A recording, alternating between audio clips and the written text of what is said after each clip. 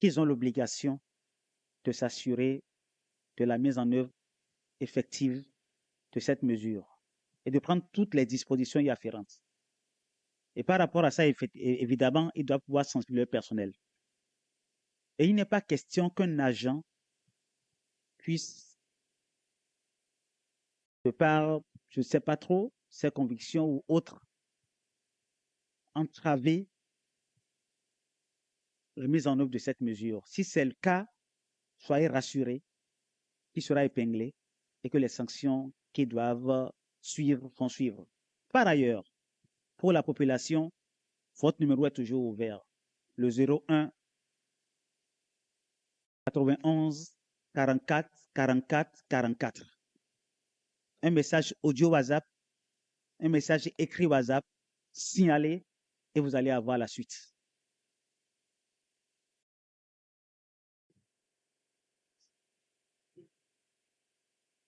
Merci beaucoup, monsieur le porte-parole du gouvernement. Merci beaucoup, monsieur le ministre.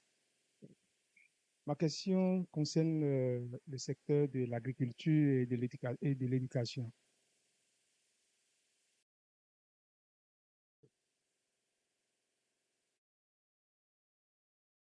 Et nous avons constaté au niveau des mesures prises que c'est seulement les produits de rente qui ont été ciblés.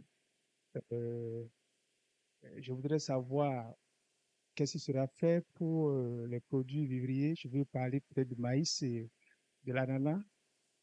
Quand vous prenez par exemple, je donne l'exemple de maïs actuellement qui coûte 125, alors que le pauvre cultivateur a dépensé euh, peut-être chez nous, par exemple, ils font le cantine à 1500. Celui qui a dépensé 1500 pour cultiver son maïs et il vend le kilo à 125 aujourd'hui. Et vous constatez avec moi qu'il se retrouve vraiment roule à pète. Qu'est-ce qui sera fait peut-être dans ce cadre pour aider ceux-là? Un instant. Vous le suivez tous. Vous êtes tous consommateurs de maïs. Hein. Nous sommes tous consommateurs de maïs. Hein. Et demande que le maïs coûte plus cher. Et demande, notre ami, demande qu'on vende le maïs. Il y a quelques mois, ça ne coûtait même pas 125. Ça coûtait beaucoup moins que 125. Non. D'abord, il y a eu une période où ça coûtait moins. Il y a des périodes où ça grimpe. Ça, c'est la fluctuation relative du prix des produits vivriers. Vous avez évoqué les secteurs qui sont aujourd'hui, pour les spéculations que vous avez citées, ce sont les secteurs les plus structurés, organisés. Vous en conviendrez. On peut agir directement sur ces secteurs-là aujourd'hui sans prendre le risque d'aller en perdition. Les autres, nous avons commencé là. Si dans quelques temps, il y a des mesures qui doivent être prises pour d'autres secteurs, vous aurez le temps de constater. Vous aurez le temps de le constater. Ce n'est pas particulièrement parce que c'est des filières de rente qu'on a agi. C'est d'abord parce que ce sont les secteurs les plus organisés. Merci beaucoup, monsieur le ministre. Est-ce qu'il y aura un travail qui sera fait à ce niveau? Parce que moi, j'ai particulièrement constaté que ceux qui sont les paysans qui sont dans le domaine qui produisent des maïs, ils sont laissés pour compte, franchement. Vous croyez? Vraiment? S'ils utilisent de l'engrais, ils sont déjà pris en compte. Il y a 2 semaines ou 3, nous avons annoncé des mesures de subvention pour la campagne agricole. Et ça concerne aussi bien les vivriers que le coton. Donc, l'État, et cette année, les subventions, c'est 31 milliards, au moins. Et dans le collectif budgétaire, nous apportons plus de subventions encore. Ça impacte toutes les filières. Donc, personne n'est laissé de côté. Hein. Okay. Merci beaucoup, monsieur le ministre.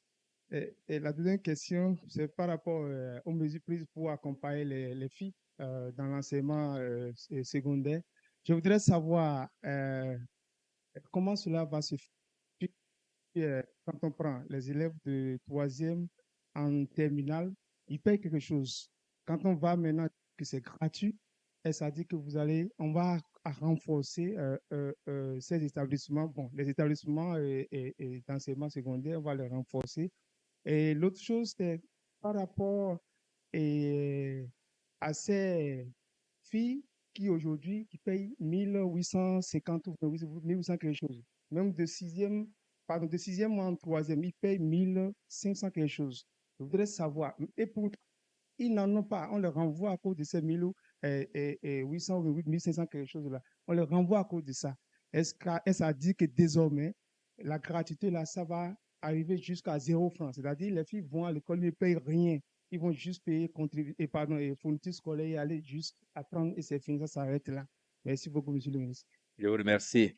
Je suis sûr d'abord que vous, votre fille n'est pas dans le cas et vous auriez pu dire à l'État, c'est gentil de faire ça, mais moi j'ai les moyens de payer, je vais payer pour mes filles. Bon, je vous taquine. La Constitution du Bénin dit que l'État rend l'enseignement primaire public progressivement gratuit. Nous avons déjà acté la gratuité depuis de longues années maintenant, avant même le président Talon. Ensuite, la gratuité du premier cycle du secondaire a été actée pour les filles. Donc, de 6e en 3e, les filles ne payent pas de frais de scolarité. Ça concerne les frais de scolarité. Et depuis 3 ans, avec le président Talon, nous avons mis en route la gratuité pour les filles au second cycle du secondaire, de la seconde en terminale. Et jusqu'à mercredi dernier, jusqu'à aujourd'hui, il y avait une vingtaine de communes, les communes où les populations, les conditions les moins favorables, on va dire, les plus pauvres du Bénin. Nous avons commencé par ces communes l'exonération de frais de scolarité pour les filles. Donc, ce qui se fait maintenant, c'est d'étendre aux 50 et quelques autres communes qui restaient la mesure de gratuité pour que, à la rentrée scolaire 2026-2027, sur toute l'étendue du territoire national, plus aucune fille n'ait à payer de frais de scolarité pour aller à l'école publique.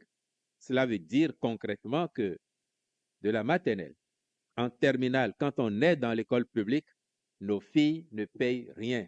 Que l'on soit multimillionnaire, que l'on soit milliardaire ou que l'on soit indigent, si notre enfant, fille, va à l'école publique, elle ne paye pas de frais de scolarité. C'est ça ce que la mesure veut dire. Et ça traduit un message. Le message du gouvernement que nos filles, jusqu'à un certain âge, comme les garçons, ont le droit d'aller à l'école. Que les parents ne doivent plus appliquer un droit de préférence au profit des garçons, faire des choix en disant, je n'ai pas beaucoup de moyens, je vais donner priorité aux garçons, et la fille va rester à la maison, et très vite, elle va se retrouver sous le toit d'un homme, même lorsqu'elle n'est pas encore adulte. C'est vrai que nous avons pris des lois pour lutter contre ces phénomènes de mariage précoce, de mariage forcé et autres. Mais en plus maintenant, nous encourageons et nous enlevons tout alibi aux parents qui laissent les enfants filles aller rejoindre le lit d'un homme qui devrait avoir honte de les avoir dans son lit. Nous leur enlevons en fait tout alibi pour leur dire, les enfants, elles ont le droit d'être en classe parce que finalement, vous ne payez pas de frais de scolarité. C'est ça l'importance de cette mesure. Nos enfants, les filles, elles ont les mêmes potentialités que les garçons. Et il n'est plus question de faire le choix entre garçons et filles pour privilégier qui va à l'école et qui ne va pas à l'école. Il faut que cela soit entendu de nous tous et nous allons continuer à y travailler. C'est vrai qu'à côté, il y a des mesures d'accompagnement qui sont déjà prises et nous mettons chaque année à la disposition de certains, pas encore tout le monde, les kits, les manuels scolaires aussi. Si le pays s'enrichit de plus en plus, grâce à nos efforts à tous, nous arriverons dans quelques années aussi, peut-être pourquoi pas, à ce que même les fournitures scolaires soient disponibles dans les écoles et que, je vous attendrai sur la question, même les garçons n'aient plus rien à payer au secondaire, tout au moins, n'est-ce pas? On va y arriver à condition de continuer le travail que nous avons commencé à faire et qui porte si bien ses fruits.